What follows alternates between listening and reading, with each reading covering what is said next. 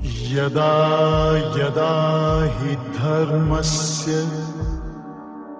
ग्लानिर्भवति भारत अभ्युत्थानम् अधर्मस्य तदात्मानं सृजाम्यहम् परित्राणाय साधूनां विनाशाय च दुष्कृताम् धर्म संस्थापनार्थाय संभवामि युगे युगे।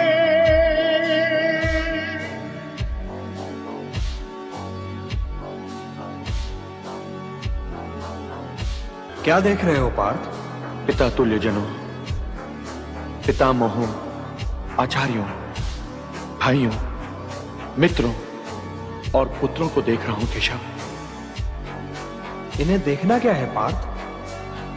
तुम इन्हें पहली बार तो नहीं देख रहे हो? हाँ, पहली बार तो नहीं देख रहा हूं। और तुम ये भी जानते थे कि ये सारे सगे संबंधी इस रणभूमि में किसी न किसी और खड़े अवश्य दिखाई देंगे। तो क्या जानने और देखने में कोई अंतर नहीं केशव? हे माधव, आप मेरा रथ दोनों सेनाओं के बीच ले चलिए कि मेरा परिदृश्य ठीक रहे। मैं दोनों सेनाओं को बराबर की दूरी से देखना चाहता हूं केशव। मुझे ले चलिए वहां। ले चलता हूं पार्थ, ले चलता हूं।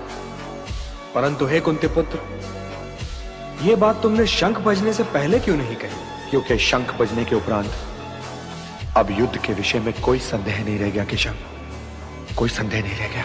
लो पार्थ, रणभूमि का मध्य तो आ गया।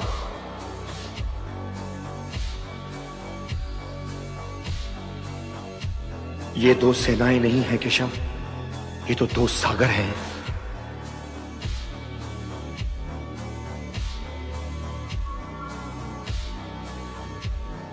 इन्हें कब तक देखते रहोगे पार्थ? देखने दीजिए केशव, देखने दीजिए। क्या पता इस युद्ध के उपरांत इनमें से कौन देखने को मिलेगा और कौन नहीं देखने को मिलेगा। माधव, मैं ये किन लोगों से युद्ध करने आया हूं और इस युद्ध में विजय प्राप्त करने के लिए मैं किन लोगों के प्राण दांव पे लगा रहा हूं। दोनों ही ओर तो एक ही वंश के लोग खड़े हैं, एक ही वृक्ष की डालियां।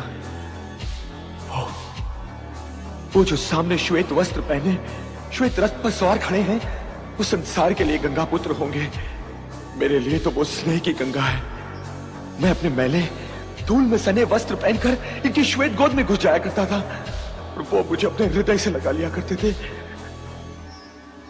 वो मेरे पितामह है केशव, वो मेरे पितामह है। वो आचार्य द्रोण है जिन्होंने मेरी आत्मा को नहला दिया अपने ज्ञान सागर में और इस शिष्य की झोली में अपना सारा ज्ञान उड़ेल दिया। उन्होंने जितना मुझे दिया है ना केशव, उतना तो स्वयं अपने पुत्र अश्वत्थामा को भी नहीं दिया। मैं इनसे युद्ध करने आया हूं, मैं इनके प्राण लेने का प्रयत्न करूंगा। ये सोचने से ही मेरा अंग अंग शिथिल हुआ जा रहा है, मेरा मुंह सूखा जा रहा है। धनुष और बाण पकड़ने वाले ये हाथ सुन्न हुए जा रहे हैं। मेरे शरीर में वो कपकपी है केशव जो मैंने कभी शिशिर ऋतु में भी अनुभव नहीं की थी। मेरा गांडीव मेरे हाथ से गिरा जा रहा है केशव। मैं इन पर वाण क्या चलाऊंगा केशव, जिनके सत्कार के लिए स्वयं मेरे रोंगटे तक खड़े हो गए हो। मैं इस रणभूमि कुरुक्षेत्र को अपने ही वंश की श्मशान भूमि नहीं बना सकता केशव, अपने ही वंश की श्मशान भूमि नहीं बना सकता। आप कुछ कहते क्यों नहीं केशव? अभी तो मैं सुन रहा हूं ना पार्थ, पहले तुम कह लो। कहने को क्या है केशव, कहने को क्या है?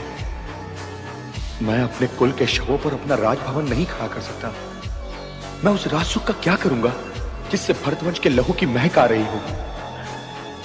जिन गुरुजनों के चरणों पे सिर रखा उन्हीं का सर काट फेंकूं, जिससे इस धनुष पर वाण लगाना सीखा उसी पर वाण चलाऊं केशव। मुझे इन मूल्यों पर विजय नहीं चाहिए केशव, मुझे इन मूल्यों पर विजय नहीं चाहिए। पृथ्वी का राज्य तो फिर भी पृथ्वी का राज्य है, मुझे इन दामों त्रिलोक का राज भी नहीं चाहिए। दुर्योधन भी है तो मेरा ही भाई ना। माना कि उसने हमारे साथ कपट किया है, उसने पंचाली का अपमान करके सारे भरतवंश का अपमान किया है, किंतु है तो वो जेष्ठ पिताश्री का जेष्ठ पुत्र ही ना। ये तो बड़े खेद की बात है कि भूमि के एक टुकड़े के लिए हम लोग कुलनाशक बनने को तैयार हो गए। हे शांति दे, यदि सब कुछ खोकर भी मुझे शांति मिले और मैं कुल के नाश के पाप से बच जाऊं, तो यह शांति बहुत सस्ती है केशव, यह शांति बहुत सस्ती है। कुतस्त्वा कश्मलमिदं विषमे समुपस्थितम् अनार्य जुष्टम अस्वर्ग्यम अकीर्तिकरम अर्जुन। केशव, मेरा नाम लेकर मुझे पुकारने से पहले यह बताओ पार्थ कि इस समय जब विनाश के बादल चारों ओर से उमड़ आए हैं और धर्म रक्षा और विजय की आस लिए तुम्हारी ओर देख रहा है, इस संकट की घड़ी में तुमने कायरता के इन हीन भावों को अपने हृदय में आने कैसे दिया? श्रेष्ठ पुरुष तो यूं विषाद में डूबा नहीं करते। धर्म और अधर्म के बीच संघर्ष की इस निर्णायक घड़ी में नपुंसक न बनो पार्थ, नपुंसक न बनो। हे परंतप, हे शत्रु संहारक, हे धनंजय, तुम्हारे ये भाव अनार्य हैं। ये तुम्हें स्वर्ग से गिरा देंगे और कीर्ति से भी, और तुम स्वयं ही अपने तिरस्कार का कारण बनकर रह जाओगे। इसलिए हे पार्थ, हृदय की इस दुर्बलता को त्यागो और युद्ध के लिए खड़े हो जाओ। खड़ा कैसे हो जाऊं मधुसूदन? खड़ा कैसे हो जाऊं? पितामह का वध करने के लिए खड़ा कैसे हो जाऊं? कुरुश्रेष्ठ पर प्रहार करने के लिए खड़ा कैसे हो जाऊं? जो मेरे लिए पूजनीय है उनसे युद्ध कैसे करूं? जिन गुरुओं ने मुझे विजय का मंत्र सिखाया, उन्हें पराजित करने के लिए कैसे खड़ा हो जाऊं? इन महापुरुषों पर हाथ उठाने से तो कहीं अच्छा है कि मैं ये हाथ भिक्षा के लिए फैलाऊं। भिक्षा में मिली हुई रोटी इन महापुरुषों के रक्त से सनी भी नहीं होगी। हे ऋषिकेश, मैं तो यह भी समझ नहीं पा रहा हूं कि इस युद्ध में विजय श्रेष्ठ है या पराजय। धृतराष्ट्र पुत्र शत्रुओं की भांति मेरे सामने खड़े हैं। मैं जानता हूं कि उनका वध किए बिना जीना संभव नहीं है, किंतु हे केशव, उनका वध करने के उपरांत भी जीना सहज नहीं होगा। क्या वो मेरे भाई नहीं है केशव? बोलिए केशव। अवश्य है। बस केवल इतना ही कहना है आपको? तुमने केवल यही तो पूछा था पार्थ। किंतु यह युद्ध संबंधों और नातों की स्थापना या पहचान के लिए नहीं है कुंती पुत्र। अपने कर्तव्य को पहचानो और तब निर्णय लो, क्योंकि निर्णय तो तुम ही को लेना पड़ेगा। यदि तुम ये चाहते हो कि निर्णय मैं लूं और तुम इस युद्ध के उत्तरदायित्व से बच जाओ, तो यह नहीं होगा पार्थ, कदापि नहीं होगा। क्योंकि यह युद्ध भी तुम्हारा है और इस युद्ध का परिणाम भी तुम्हारा ही होगा। मुझे कर्तव्य का मार्ग ठीक से दिखाई नहीं दे रहा केशव, इसलिए हे वासुदेव, आप मेरी आत्मा के भी सारथी बन जाइए।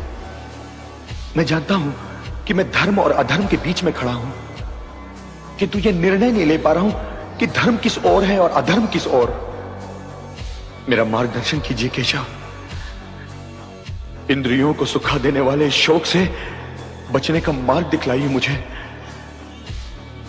अपनी इस मानसिक अवस्था में तो मैं युद्ध नहीं कर सकता गोविंद। गोविंद, मैं युद्ध नहीं कर सकता। न योद्ध से गोविंदम, न योद्ध से गोविंदम, न योद्ध से गोविंदम।